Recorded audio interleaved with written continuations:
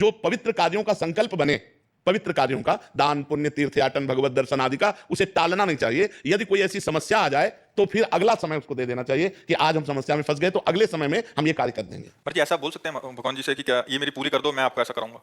वैसे हमें लगता है भगवान से ऐसा नहीं बोलना चाहिए। भगवान बहुत बड़े दाता हैं, बहुत बड़े मालिक हैं, और हम उनके बच्चे हैं। तो अपने पिता से कैसे मांगा जाता है? क्या ये कि पिता से ऐसे मांगा जाता है कि तुमको 10 लड्डू पवा देंगे, हमें 10 रुपया दे दो? पिता से तो ऐसे मांगा जाता है 100 रुपये की जरूरत है, दो।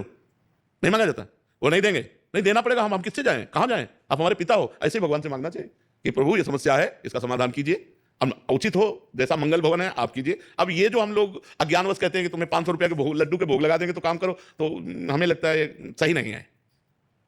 500 रुपया का भोग लगा दो, बड़ी बात है। ये बात कहना कि देखो, अब आपसे कहेंगे जैसे कि आप अमुक काम कर दो, आपको 100 रुपया देंगे, ऐसे काम तो हुआ ना भगवान के लिए कि आप अमुक काम कर दो, 500 का लड्डू पवा देंगे, मतलब भगवान को नौकर समझा क्या? आप ये किसके लिए कहा जाता है? तो एक नौकरी हुई ना, तो भगवान के लिए क्या ये उचित है ऐसा कहना? अनंत ब्रह्मांडों का भरण पोषण कर रहे हैं, अरे उनसे सीधे मांगो कि हमारी ये समस्या, इसका समाधान करो, आपके सिवा कोई स्वामी नहीं है हमारा, आप जगत के मालिक हो। और इसके बाद भोग लगाना, ये बिना कहे भोग लगाओ, ठाकुर जी हैं, अपने प्रभु हैं, लेकिन मांगो तो पिता की तरह मांगो उनसे, जैसे पुत्र पिता से मांगता है ना, अधिकार पूर्वक कि आपको ये काम पूरा करना है प्रभु, क्योंकि आप स्वामी हो, जगत के स्वामी हो, हम आपके बच्चे समस्या में फंसे हैं।